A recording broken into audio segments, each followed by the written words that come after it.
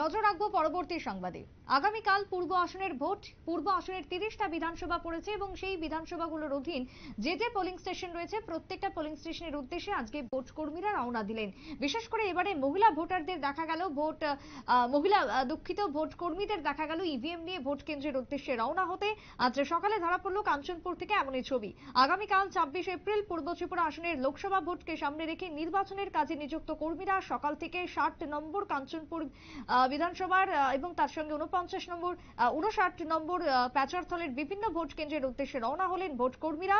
সকাল থেকে নিরাপত্তার দায়িত্বে থাকা আধিকারিক থেকে শুরু করে সমস্ত ভোট কর্মীরা জড়ো হন কাঞ্চনপুর দ্বাদশ বিদ্যালয়ের মাঠে এবং সেখানে জমায়েত হয়ে সেখান থেকে ইভিএম নিয়ে রওনা হলেন প্রত্যেকটা পোলিং স্টেশনের উদ্দেশ্যে। কাঞ্চনপুর থেকে কি বক্তব্য উঠে এসেছে শুনুন। কোন পোলিং বুথে মানে আজকে যাইবেন? 5926 উত্তর লালজুড়ি অবশ্যই এইচএসপি।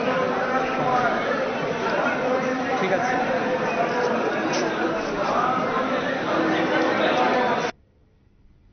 এক মহিলা ভোটকর্মীর বক্তব্য আপনারা শুনলেন। তিনি কার্যত ভোটের কাজে নিযুক্ত এবং সমস্ত রকমের যে দায়িত্ব রয়েছে সেই দায়িত্ব সঠিকভাবে বুঝে নেবার পর ভোট কেন্দ্রের উদ্দেশ্যে রওনা হচ্ছেন প্রত্যেকটা কর্মীরা, এমনটাই বক্তব্য উঠে আসলো কাঞ্চনপুর থেকে। তবে শুধুমাত্র কাঞ্চনপুর নয়, পূর্বে যে যে লোকসভাগুলি রয়েছে প্রত্যেকটা লোকসভার পূর্বে যে বিধানসভাগুলি রয়েছে প্রত্যেকটা বিধানসভার উদ্দেশ্যে রওনা হচ্ছেন ভোট কর্মীরা। কাঞ্চনপুরে ধরা পড়লো সেই ছবি। ছোট্ট একটা বিরতির পর ফিরবো, সঙ্গে থাকুন।